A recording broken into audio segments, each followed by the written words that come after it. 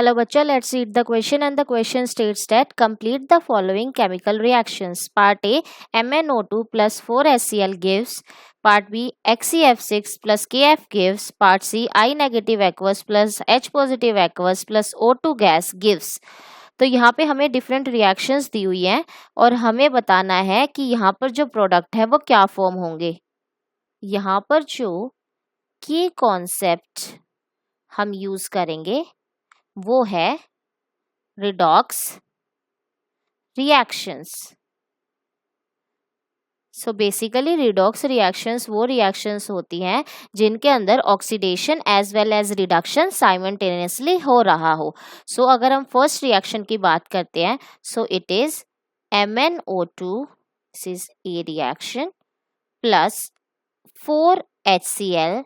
So the product formed in this case will be MnCl2 plus 2H2O plus Cl2।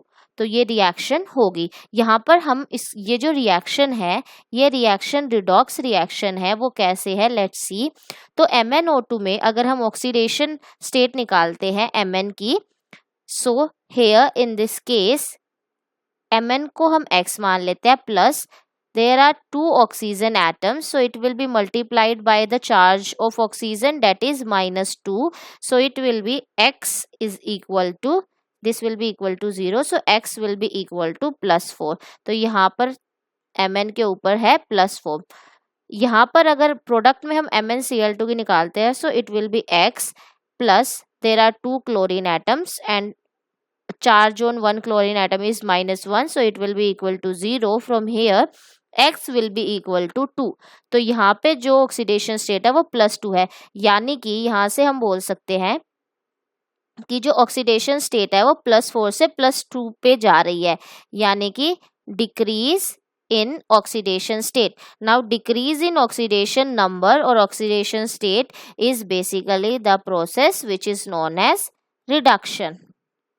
Now on the other side अगर हम HCl में देखते हैं तो यहाँ पर जो क्लोरीन है, लेट्स से क्लोरीन को हम X मान लेते हैं, तो हाइड्रोजन वी नो ये +1 ऑक्सीडेशन स्टेट में करता है एग्जिस्ट, तो X will be equal to यहाँ पर आ जाएगा -1। तो क्लोरीन यहाँ पर -1 ऑक्सीडेशन स्टेट में है, और अगर Cl2 में ये यहाँ पर एलिमेंटल फॉर्म में प्रेजेंट है तो यहाँ पे ऑक्सीडेशन स्टेट होगी 0। तो यहाँ से क्लोरीन की जो ऑक्सीडेशन स्टेट हम देखते हैं, सो it is increasing, and we know increase in oxidation number means oxidation. That means we can say that this reaction is a redox reaction because oxidation and reduction processes are taking place simultaneously. Now B part की बात करते हैं। So in B XeF6 a complex is given जिसकी reaction KF से करवा रहे हैं, यानी कि जिनोन हेक्साफ्लोराइड हमें गिवन है और उसकी रिएक्शन हम पोटेशियम फ्लोराइड से करवा रहे हैं। अब यहाँ पर कॉम्प्लेक्स गिवन है, तो यहाँ पर क्या प्रोडक्ट फॉर्म होगा, उसके लिए हम XeF6 की सबसे पहले जो कि है जिनोन हेक्साफ्लोराइड उसकी हाइब्रिडाइजेशन निकालते हैं। सो अगर हम XeF6 की हाइब्रिडाइजेशन निकालेंगे तो यहाँ पर कोई चार्ज प्रेजेंट नहीं है, तो हम N की वैल्यू निकाल लेते हैं, हाइब्रिडाइजेशन वो सिंपली इक्वल हो जाएगी। अगर कोई चार्जेस प्रेजेंट नहीं है तो ये हो जाएगी 1/2, एंड यहाँ पर हमारे पास आ जाएंगे number of valence electron in central atom जो कि है जिनोन। जिनोन के पास नंबर ऑफ वैलेंस इलेक्ट्रॉन्स होते हैं यहाँ पर, एंड उसके बाद हम इसमें ऐड करेंगे नंबर ऑफ यूनिवैलेंट स्पीशीज। यहाँ पर 6 फ्लोराइड है, फ्लोरीन्स अटैच्ड है as ligand, so it will be 6। तो यहाँ से ये हमारे पास आ जाएगा जो equal to 1/2 into 14 that is equal to 7। So 7 के लिए अगर हम यहाँ पर बात करते हैं तो जो ज्योमेट्री है यहाँ पर जो हाइब्रिडाइजेशन है वो आ जाएगी sp3d3, एंड इस sp3d3 की अगर हम ज्योमेट्री की बात करें तो वो आ जाएगी पेंटागोनल बाइपिरामिडल। अब यहाँ से अगर हम बात करते हैं तो जो जिनोन है, जैसे हमने यहाँ से निकाल लिया हाइब्रिडाइजेशन, तो अगर हम जिनोन की बात करते हैं, सो बेसिकली जिनोन के पास अब उसके पास यहाँ पर 6 फ्लोरीन है, डेट मीन्स उसके पास, लेकिन यहाँ पर हाइब्रिडाइजेशन तो sp3d3 थी, डेट मीन्स अगर उसके पास यहाँ पे 7 आ रहा है तो इसके पास इसका मतलब है कि एक लोन पेयर प्रेजेंट होगा। सो ज़ीनोन हैज 1 लोन पेयर।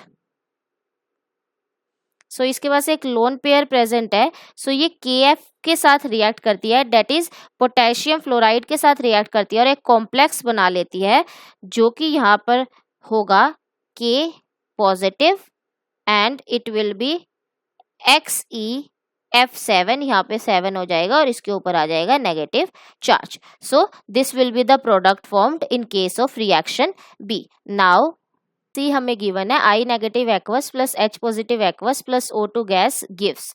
तो यहाँ पे बेसिकली हम सी रिएक्शन की बात करें, so it is H positive aqueous plus I negative aqueous and it reacts with O2 gas to give. So basically ये जो H पॉजिटिव और I नेगेटिव है, यानी कि एक पॉजिटिव में ये I नेगेटिव में, एक पॉजिटिव चार्ज एक नेगेटिव चार्ज, तो बेसिकली ये जो कंपाउंड गिवन है ये यहाँ पर HI प्रेजेंट है। सो HI की रिएक्शन हो रही है O2 के साथ, तो यहाँ पर मिल जाएगा H2O plus I2।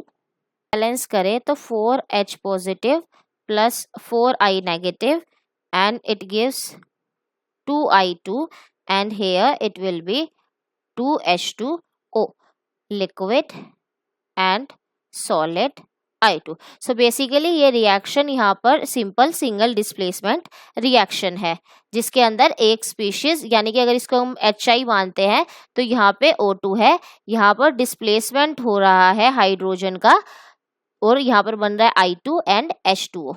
so you understood all the reactions, all the very best।